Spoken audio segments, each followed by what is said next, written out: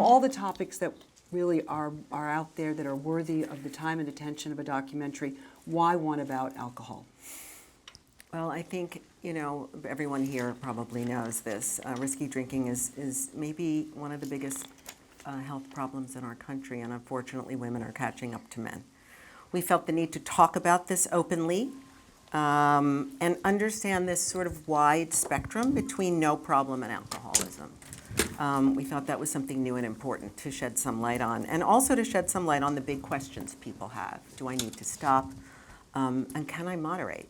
Dr. Koob, two-pronged question for you. When you think of partnerships, you may think of Fred and Ginger. You don't necessarily think of HBO and the National Institutes of Alcohol Abuse and Alcoholism. Why did you agree to do this with HBO? Well, I think all the issues that Ellen raised are big issues for us in society. Alcohol is a bigger cost to society than all the rest of the drugs combined. And the cost to our healthcare system is enormous. And if we were actually able to prevent and treat alcohol use disorders, you'd save a ton of money on healthcare costs. I don't know whether you realize it, but half of liver disease in this country is caused by alcohol. And I'm sorry to say, but when you drink the quantities, that the individual at the end of drinking, it's almost inevitable that he's going to destroy his liver. And we're seeing this shift in liver disease to young people. We had surgeons at Hopkins who were doing a liver transplant in an under 30-year-old. So, I can't emphasize enough how serious it is. And the other piece that Ellen mentioned that I think is really critical is the stigma issue. We think it's a brain disorder. I have to tell you, I know it's a brain disorder. I've looked at the brains, all right?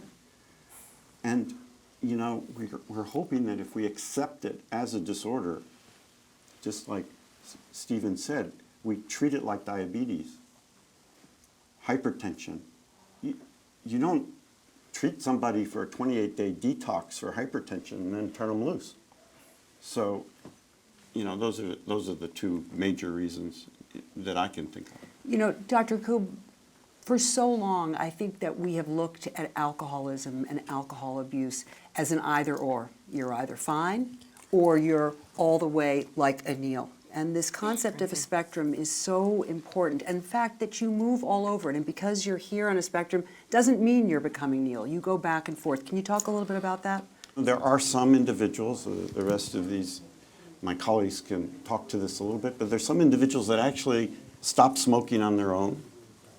Or like Mark Twain said, it's easy to stop smoking. I've done it 100 times. But, there are individuals who stop drinking on their own, but there are other individuals who do very well in Alcoholics Anonymous, and there are other individuals who do well in intermediate steps. But the earlier you start, the worse the problem. And the other piece that we emphasize a lot at the Alcohol Institute is underage drinking, because if you start binge drinking at 12 years old, you have a 4-fold, 5-fold higher likelihood of an alcohol use disorder later in life. And we already have data that shows that frontal cortex I was talking about gets affected more in adolescence because it's still growing. Any of you who raised a teenager know what I'm talking about. The frontal cortex doesn't fully develop until the age of 25. Right? I thought it was like 50. And then it starts going down. Yeah, right, exactly. Okay, I want to let everybody have an opportunity to ask these incredible experts some questions. I obviously could go on and ask questions, but yes. My question is, alcohol is pervasive in our whole society, and to all of you who are dealing with it, the medical and the psychological side, my question is, it's part of our entire culture. There's a bar on every block. And to what extent is the rest of society culpable in, enabling this? For whatever reason, alcohol is sort of given a pass from a public health perspective. I think we went after alcohol about 100 years ago with Prohibition. And if you were to go after any drug, that would be the one drug to do that. But that led to the rise of Al Capone and the mafia, and it led, and it was a small group of people. It was about, less than 10% of the population. There was a temperance movement, And the rest of the United States said, you know, we want to be able to use alcohol. And that led to the repeal, you know, it was a constitutional amendment. And really from that point on, there really has not been a public health campaign against alcohol in any way, other than maybe Mothers Against Drunk Driving. You know, people used to not know that tobacco was a problem. Everyone knows tobacco is a problem now. You go to the movies and you can, you know, you're bombarded with these images of tobacco being bad. And alcohol, you know, you wouldn't know it. You go to college and you think the culture there is to drink.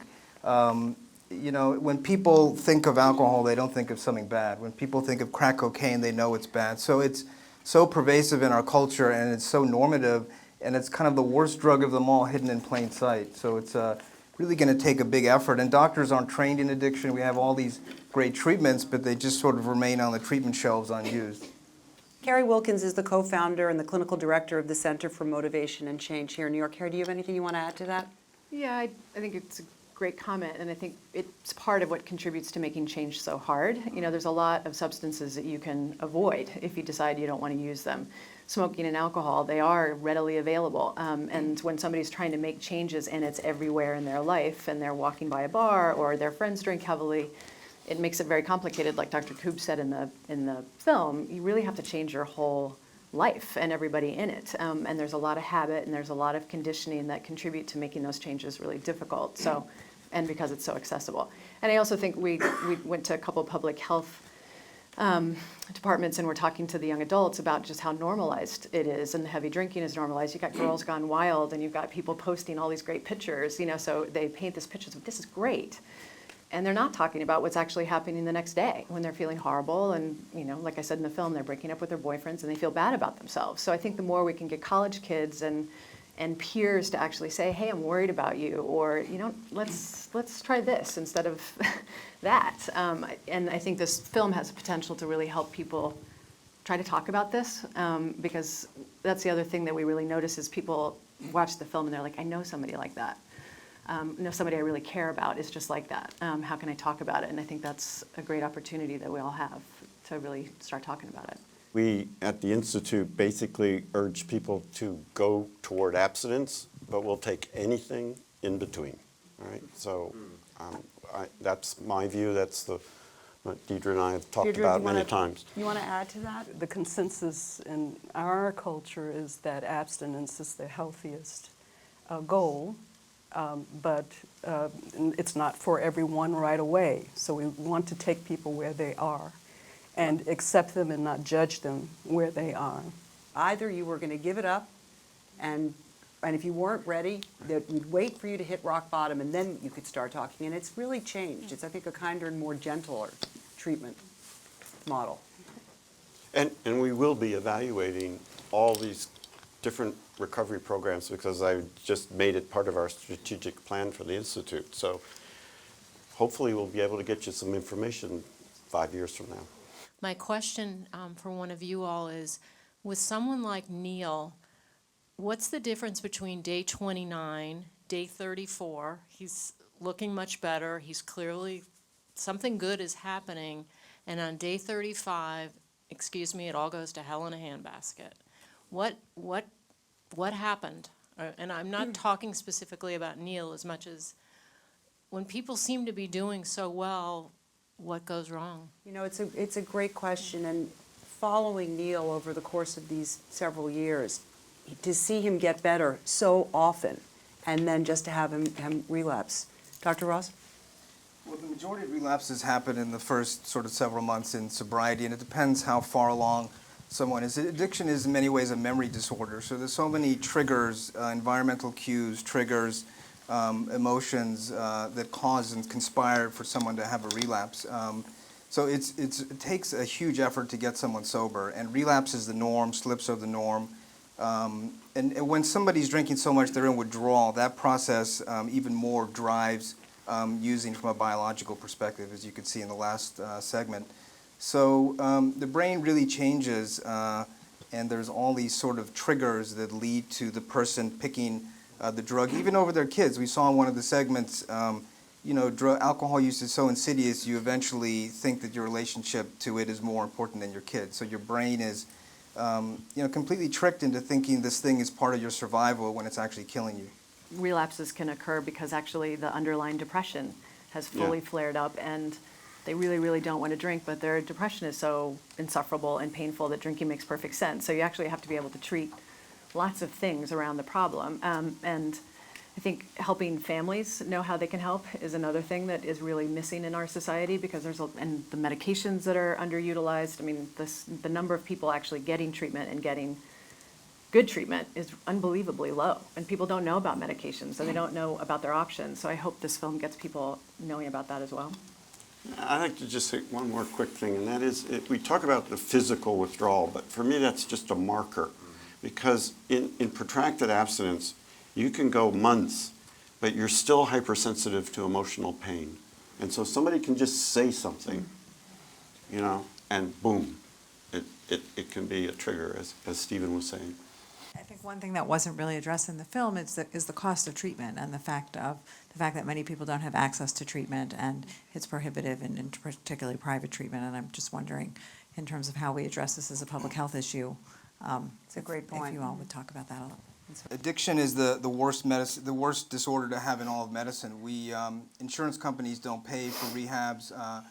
There is a parity law that is really not being followed, and the Affordable Care Act has been trying to force insurers to pay for addiction treatment the way they would for other medical disorders, but they aren't. And if you have a lot of money, it's bizarre. You can go to these fancy rehabs, pay $50,000, $60,000, and really you'll mostly only get 12-step. A lot of them won't even give you the pharmacotherapy. So even when you're spending a lot of money, you're not getting good treatment. And there's very few places that actually provide good treatment. And so we have a big problem. We have a treatment system that doesn't really exist in any robust way, and we really have to build on that. It's going to take a long time.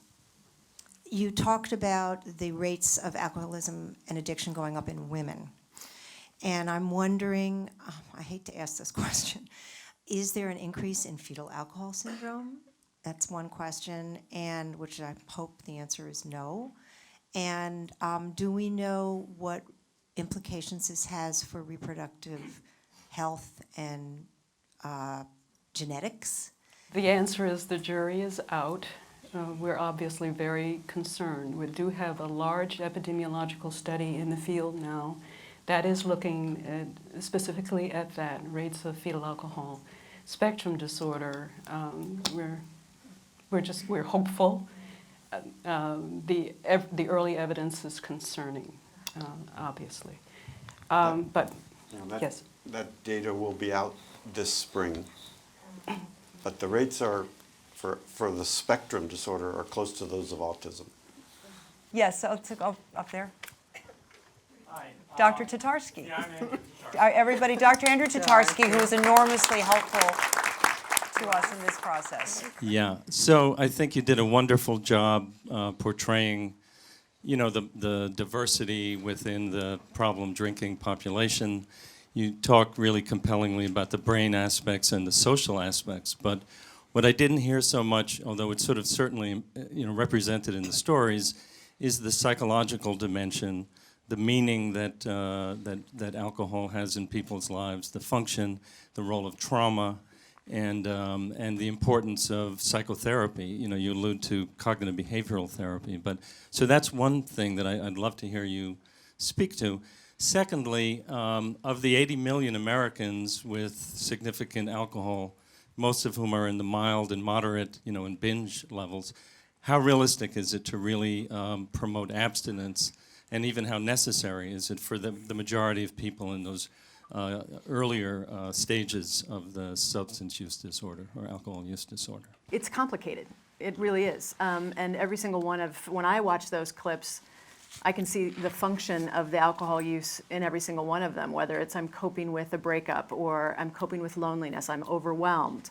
I don't know how to say no in the context of my friends. I mean, there's multiple things that are acting as the function, and that's part of where treatment can really help, is be able to say, okay, you're using alcohol for this purpose, and it started out probably working really well. I mean, that people don't drink because they're crazy, they drink because it works in some way. So to be able to help them understand, okay, let's give you other skills, or let's help you understand the problem in a different way and look at your life and shift your life around so that you don't need this chemical to achieve these goals, I think is really empowering for people, because they don't want to I mean, none of those people in those videos said, this is awesome, this feels great. They're all struggling with it. They all articulate feeling really bad about it. So I think to be able to offer people multiple pathways out and be able to treat all the things around the problem is super important. And I think that's where the system has failed so far, is that they've just said, just take the alcohol out. Like, just stop drinking. When it's just a massive, it's all parts of your life that need to be addressed. So I'll say that piece of it. These guys can speak to Anybody, the... Deirdre, any, Dr. Ross? George? I just want to correct a fact, though, which is about 14% of the U.S. population meets the severe category of alcohol use disorder, okay? It's not as, maybe twice that many have an alcohol use disorder. But it's a large number of people. Go ahead. Just Dr. a Roach. note about the depression and anxiety end of this is a huge issue for women. By some estimates, women are almost twice as likely to experience depression and anxiety in their lifetime, and that split in the rates of depression and anxiety begins in mid-puberty. So quite early, we see that's the time when girls are receiving a lot of messages about their worthiness or lack thereof. We see them having serious problems with body image. We see them doubting their ability to be the physicist or the engineer or the mathematician, doubting their intelligence, and they're learning shame. The key is going to be how do we get the young people who say, this is what we do, to stop thinking that way. Because that's what they'll tell you. When we were growing up, when I was growing up, even if you did drink, it's a few drinks, it's 5 drinks. These guys are doing 24. And so what we saw tonight is not unusual, and I don't think people realize it, and I don't know how we're going to stop it. And that's what I want to get the answers to. I just want to say that that's why we joined with HBO to do this project.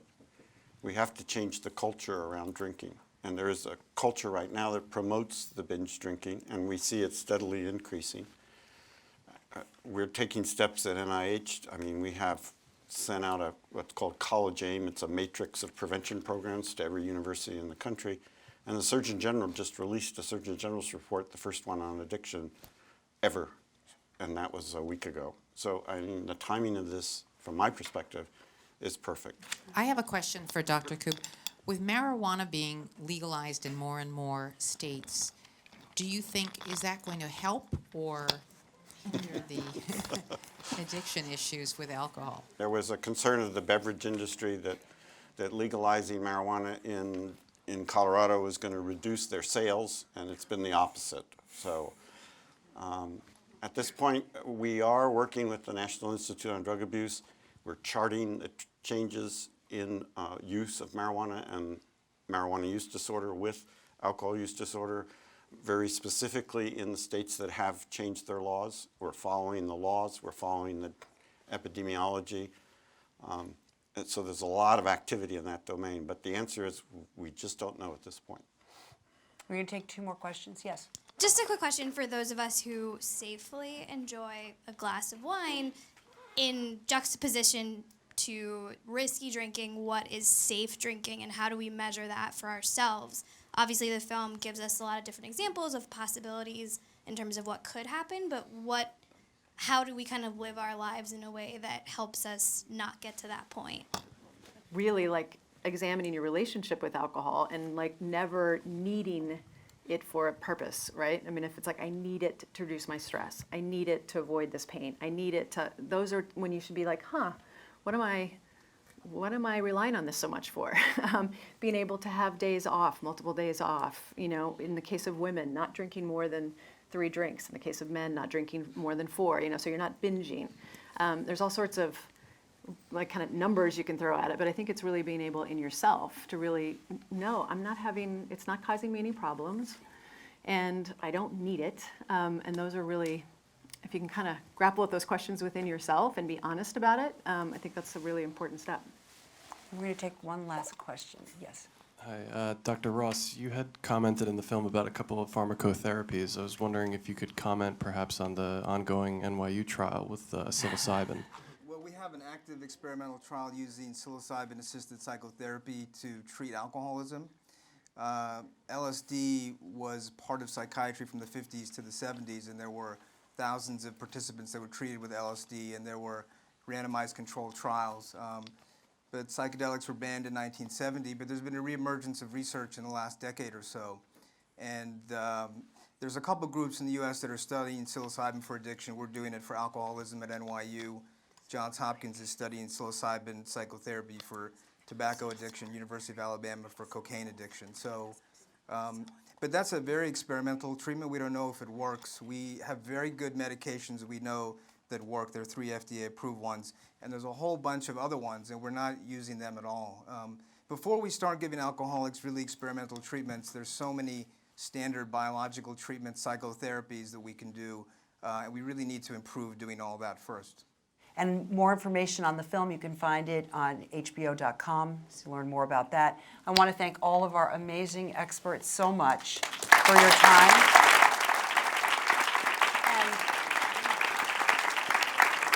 We can never thank our participants enough, ever, because documentaries don't get made without you.